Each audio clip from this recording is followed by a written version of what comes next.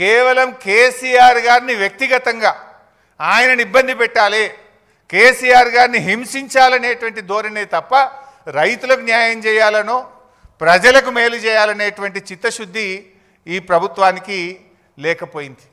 ఎందుకంటే మనం స్పష్టంగా అర్థమవుతుంది, ఇవాళ కాళేశ్వరం ద్వారా నీళ్ళు ఇచ్చే అవకాశం ఉంది. రాష్ట్రంలో వర్షాలు పడక కరువు పరిస్థితులు ఉన్నాయి, పంటలు ఎండిపోతూ ఉన్నాయి. నిన్న మా బీఆర్ఎస్ నాయకులు కన్నెపల్లి పంప్ హౌస్ మోటార్లు ఆన్ చేయండి అని అక్కడికి వెళ్ళారు.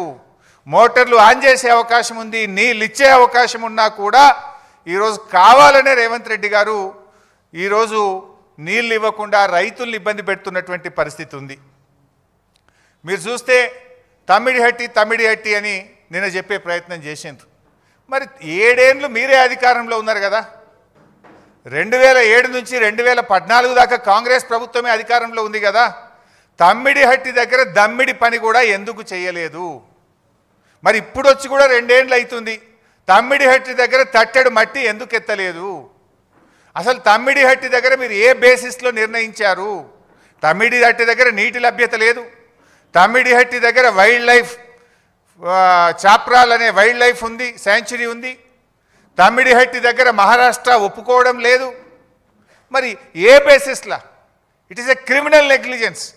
మీరు ఇవాళ మమ్మల్ని మేడిగడ్డ దగ్గర ఎట్లా పెట్టారు అన్నారు, మేము పెట్టడానికి ఒక బేసిస్ ఉంది, మేము పెట్టడానికి ఒక నివేదిక ఉన్నది. అసలు మీరు తమ్మిడిహట్టి దగ్గర ఎట్లా పెట్టిండ్రు అని నేను అడుగుతా ఉన్నా. ఎన్ని పచ్చి అబద్ధాలు మాట్లాడతారంటే ఈ కాంగ్రెస్ నాయకులు, నాటి నుంచి నేటి వరకు అదే గోబల్స్ ప్రచారం. ఆనాడు మేము మహారాష్ట్రతో కేసీఆర్ గారు ఒక చారిత్రాత్మక ఒప్పందం చేశారు. అటు మేడిగడ్డకు, ఇటు వార్ధా మీద, అటు చెనాకా కొరాటాకు ఒకేసారి 3 అగ్రిమెంట్లు చేసినారు. అంటే ఇచ్చిపుచ్చుకునే ధోరణితో మహారాష్ట్రను ఒప్పించి మెప్పించి 3 అగ్రిమెంట్లు చేశారు. ఆనాడు ఉత్తమ్ కుమార్ రెడ్డి మాట్లాడతాడు, ఏమని మాట్లాడిందంటే, లేలే మేము ఆల్రెడీ 152 మీటర్లకు అగ్రిమెంట్ చేసినాం, నువ్వు ఎట్ట తగ్గించినవు అన్నాడు. ఆనాడు ఎయిర్పోర్ట్లో కేసీఆర్ గారు మాట్లాడారు, ఉత్తమ్ కుమార్ రెడ్డి నువ్వు 152 మీటర్లకు అగ్రిమెంట్ చేసుంటే ఇంకా గంట సేపు నేను ఇన్నే ఉంటా, నువ్వు రా, ఆ అగ్రిమెంట్ నాకు చూపి నేను ఇక్కడ నుంచి రాజ్ భవన్కు పోయి రాజీనామా చేస్తాను. ఆ రోజు కేసీఆర్ గారు సవాల్ చేశారు.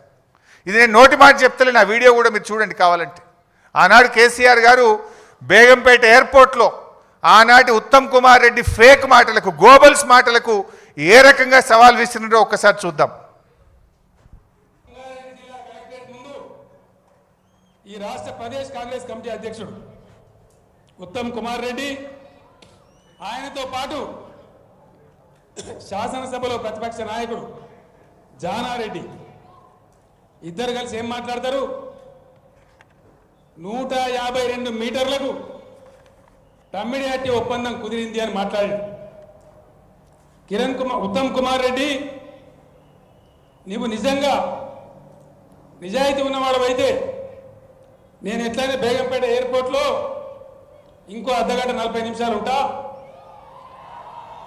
నీకు దమ్ముంటే ఆ ఒప్పందం కాగితం తీసుకొని బేగంపేట ఎయిర్పోర్ట్కు రా. ఒకవేళ